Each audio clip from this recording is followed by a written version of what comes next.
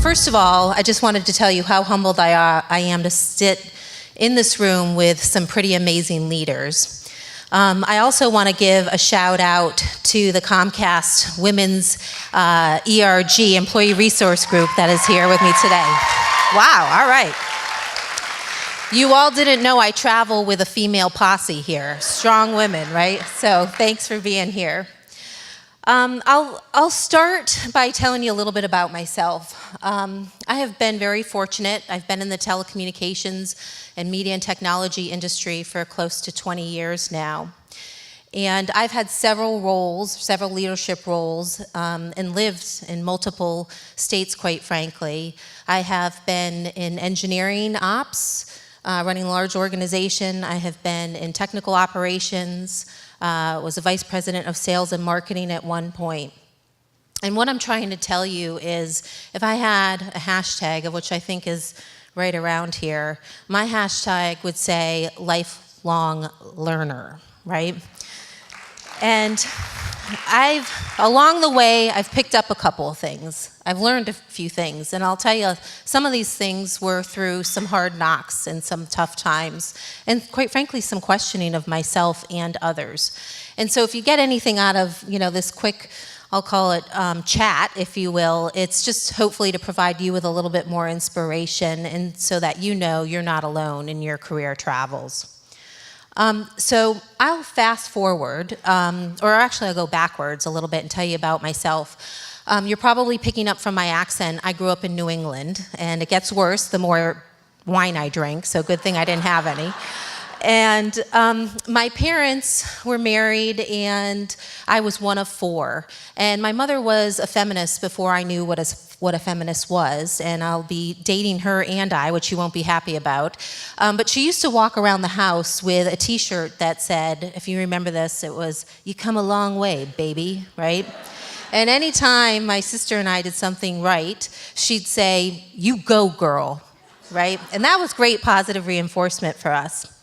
And my parents went to college, and they took great pride in that because they were both the first ones to go to college, and they talked about it often at our house, especially when many of those people that they still had relationships with in college came over late in life and talked about, the good old times and the hard work that they had to do to get there. And I too then went to college, and all you UW graduates out there, I'm a Husky too.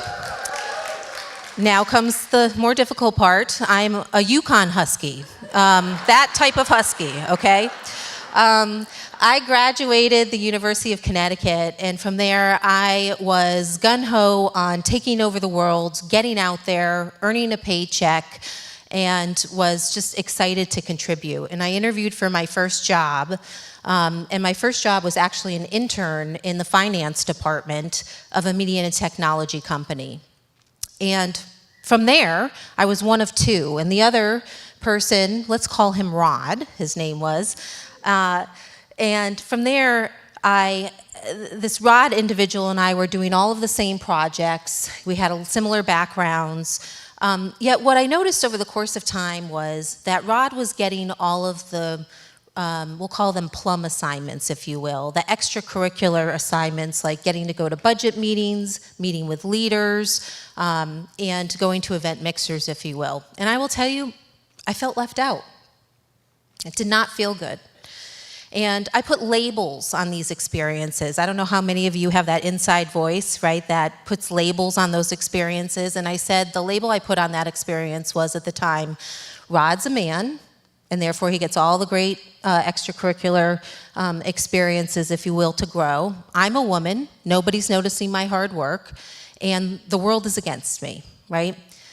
And I went to work, and I worked twice as hard. And does that resonate with anybody in here?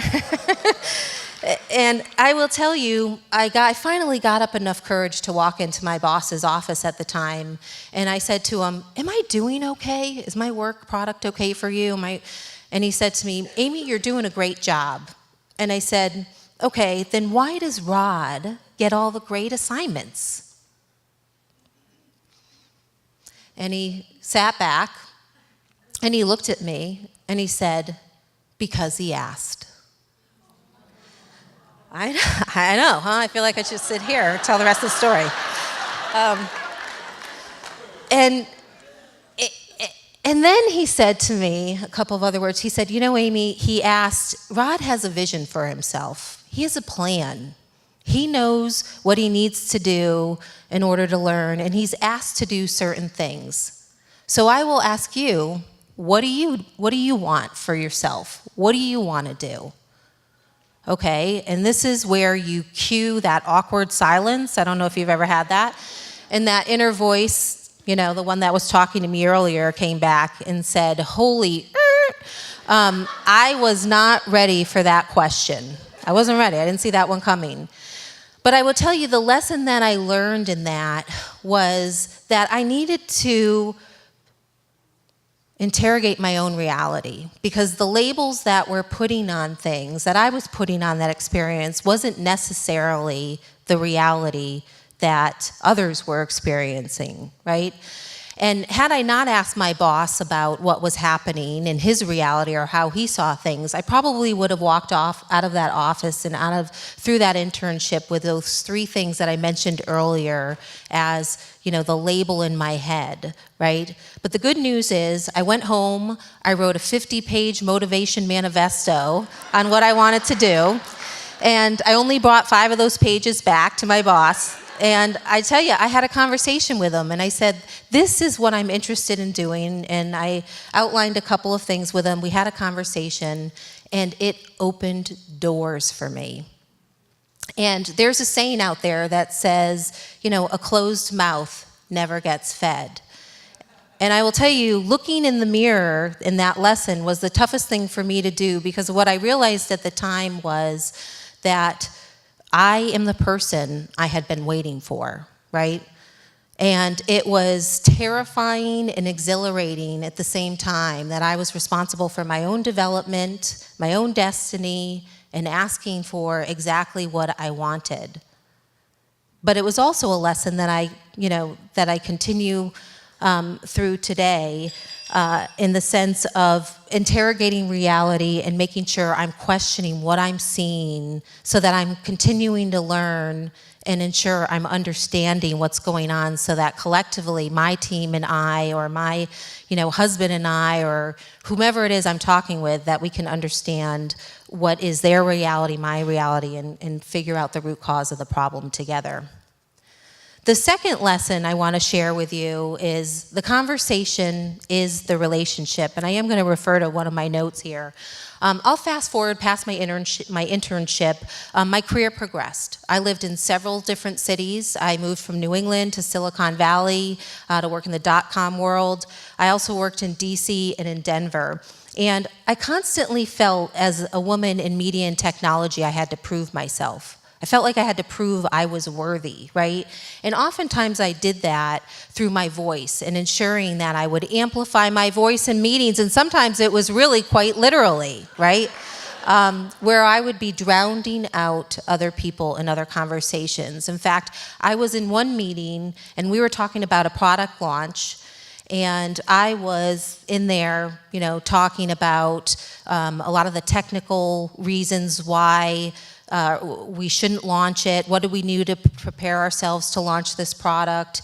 And coming up with ideas. And I walked out of that meeting thinking, yeah, I nailed that. That was a great meeting, right? My boss had walked in during this whole meeting and he said to me, hey, can I see you in my office? And I said, sure. And he said, how do you think that meeting went? And I said, great. And he said, so what was so great about it? I said, did you hear all those ideas? And I said, that was a good conversation. We got to where we needed to be.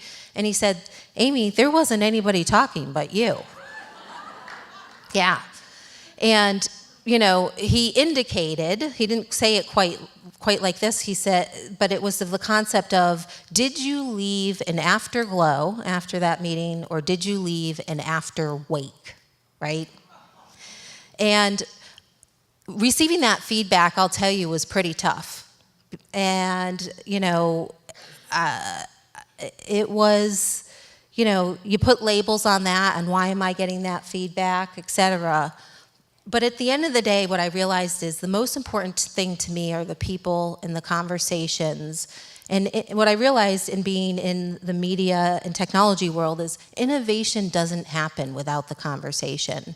And I also realized relationships don't happen without the conversation. And that truly relationships are built one conversation at a time.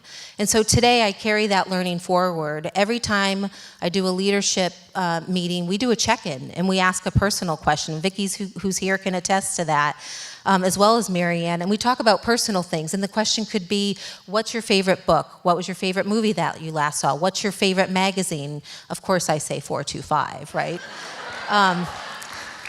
But the key that I found is the conversation is the relationship. The last thing I will leave you with is achievement involves risk, and risk requires learning. And I have learned this through my entire career.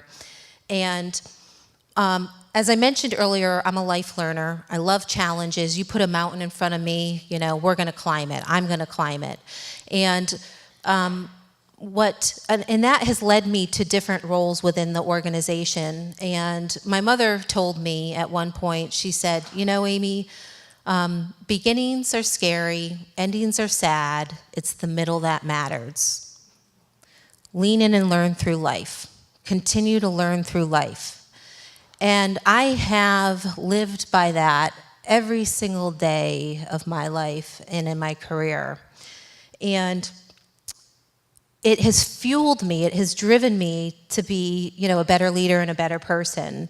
And I'll tell you, you saw the logo Comcast. I've been with Comcast 15 years and had a huge amount of opportunity with this company. And the reason why I'm there is because of the culture. Comcast believes in developing people, believes in allowing people to take risks, and they believe in, and we believe in growth. And it's the reason I've been with them for so long. And I'll tell you some stats. You know, two of them that are important to me. Close to 70% of leadership in the West Division is actually promoted from within the company, and over 37% of the leadership within the West Division are women.